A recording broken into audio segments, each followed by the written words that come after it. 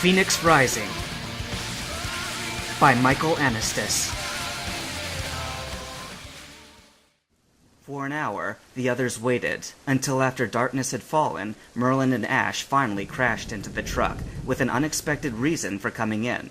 "Back so soon?" Misty said sarcastically. "It's Vileplume mating season!" Ash shouted and gasped for breath. "What's wrong with that?" Merlin hacked and coughed until he finally said, "Vileplume's odor isn't just for self-defense. Females use it to attract a mate." Ash caught his breath and smiled. "Kinda like women in perfume, huh?" Both Misty and Jessie leapt at Ash and took turns stomping on him. After a minute, Merlin got tired of watching and knocked both of them out. "We're not here to fight!" he yelled at the three non-moving heaps on the floor. He rolled his eyes and turned towards Darius. "It's been an hour, so the engine's probably cooled down by now." Darius nodded and took his place in the driver's seat. "Brock, help me clean up?" Brock smiled, nodded, and dragged Misty into the back of the trailer, which was the bedroom. The engine started, and the rain increased. When they had the three battlegoers in bed, Merlin slumped down in one of the chairs, and Arcanine sat down obediently beside him. Brock put his feet up on the couch and stretched out his arms. "Off to Vermilion City for purchase of heavy firearms," Brock said with a sigh. "Pray tell my kids never hear this part of the story." He closed his eyes and went to sleep. Merlin's Arcanine yawned and went to sleep as well. Ninetails walked in from the back room on her hind legs and found Merlin in his chair. "All three of them are fast asleep," she reported, "though I find it hard to believe that they knocked each other out. Actually, I'm responsible for two of them." Ninetails went down on all fours and climbed up into the chair beside Merlin's. "I guess I shouldn't be surprised." She was silent for a moment. "Merlin, do you really think they can be of any help to us?" "They helped destroy the second Mew clone. That takes a lot of effort." "I know, but even so, don't they worry you? The way they attacked Ash for telling a joke? The way some of them smile at the ideas of what kinds of weapons Surge has to offer?" Merlin shrugged. "Of course I'm worried. They've all got a long ways to go." He bowed his head in shame and threw up his hands. "But who else is there? Anyone who could actually help us wouldn't help us. And why? Because they hate our guts for being better than them. Ash is our only hope, and you know that better than I do." "And I know Ash will grow up to be just like you. I'm worried about the people that came with him. Misty, who takes everything personally. Brock, who can't resist a pretty girl even if she has a gun pointed at him. Jessie, who has visions of firearms dancing through her head." "I know, but like I said before, these are desperate times." He folded his hands in front of him. "I guess we'll just have to wait and hope for the best." Ninetails climbed down from her chair and climbed up onto Merlin's lap. "Can't we do more than pray?" "I'm giving away all my secrets for free. Maybe Ash will learn faster than I did." Ninetails smiled and licked Merlin's cheek. "Kiss for good luck." Professor Oak sobered up within the next day, and when he learned of the full event from his brother, he immediately set out for the cemetery, where Ash's grave still stood in its place. "In all my years, I never would have believed a Pokemon could have the power to give life to someone," he said as he ran down the street. "Who knows what that kid is capable of?" The arc of the cemetery appeared before him. He stopped there and caught his breath, staring in awe at the tombstones which sat front row of the cemetery. "Somewhere, there's an empty grave where my greatest student, God be praised if Ash is alive!" He opened the gate and walked down the dirt path of the graveyard. The sun was just barely on the horizon, and much of the land was still under the darkness of night. Professor Oak found Ash's grave before daybreak. The casket had been pulled away, and the grave had been covered with a heavy cement block. Oak smiled and proclaimed his lucky star until the sun rose. But when the light came, he found its presence unpleasant, for in the light he could see the graffiti written in dark red letters at the base of the stone. "Ash Ketchum will return, so saith the Lord of Madness." Ash Ketchum dreamt on rare occasions, but on this night the visions were clear to his unconscious mind. In his mind, Ash recalled the event which he had thought had been forgotten, and when the truth came through, he wished it had remained dead in his mind.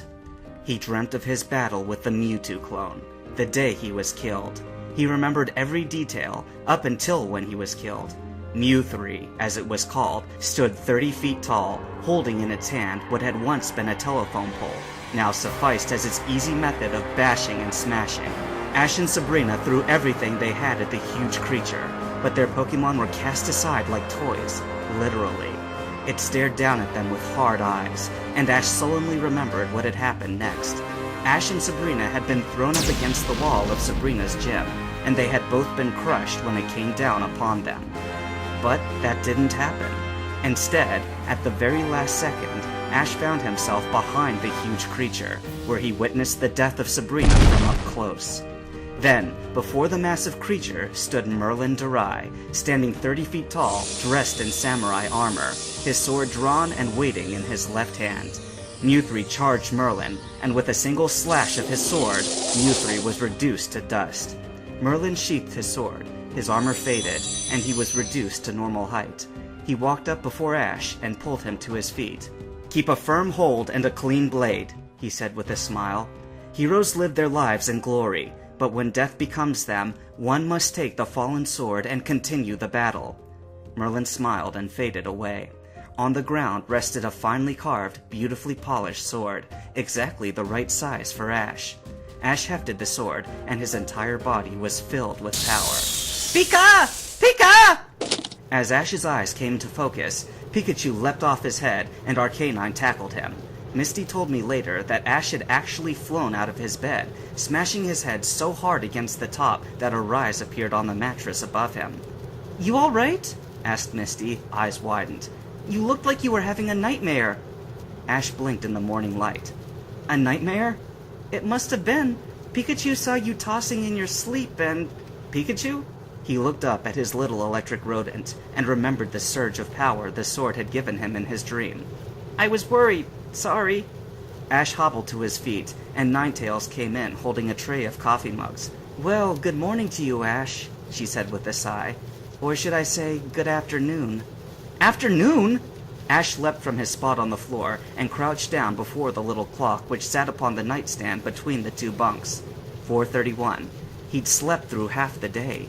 Ninetales came up behind him and placed the tray down on the stand. "We made coffee, but it doesn't look like you need it." "Have some anyway!" shouted Brock from the next room. "It's better than sex!" Misty called back. "How would you know? You've never even gotten a kiss!" Brock stumbled in through the door and pointed at her. "I take serious offense to that!" "Will both of you shut your traps?" shouted Ninetales. They turned away from each other and sat innocently across from each other on opposite sides of the room. Ninetales smiled and turned back towards Ash. "I don't know if it's as good as Brock says it is, but I know Darius's pot is better than the rest. Try it." She held one of the mugs in front of Ash, and he took it timidly. "Thank you, Ninetales," he said in a shaky voice as he took the cup. "Don't be rude," said Brock. Ninetales smiled. "I don't mind being called Ninetales, but for the future, my name is Faith." "Faith?" said Ash in doubt. "It's my real name, but you can call me Ninetales if you want. Trust me, it's really good." Ash stared at the black liquid in his mug as Faith brought the tray over to Misty and later to Brock. 2 sugars, 2 creams, just the way you like it." Brock accepted his coffee with a big smile on his face. "You're so nice to me." Faith smiled and gave a worried look in Ash's direction. His mug was empty, and his eyes were widened. "How was it?" Ash's trembling hand placed the mug on the table. "Superb! I've never tasted anything like this in my life! It's powerful. Would you like a refill?" Ash held up his cup. "Yes, please. Bean me for all it's worth." Faith laughed as she accepted Ash's empty mug. "That's a new one. I'll have to tell Merlin that one." She walked out of the room in her upright position, and probably by accident, one of her tails brushed Brock's cheeks, turning them red. He smiled and sank into the chair. "She's the woman of my dreams," he said in his gaga for the girly voice. Misty clenched her teeth together. "She's a Pokemon!" Brock's chair reclined, and coffee spilled into his lap. "Ah!" He wiped his pants on his shirt and looked up, beet red in the face. "Oh yeah, You forgot! You're so desperate to get into a woman's pants that you'll even take a Pokemon for your wife!" "My wife?" Brock fell back in his seat. "Dear God," he said, looking down into his half-empty cup. "What has this stuff done to me?"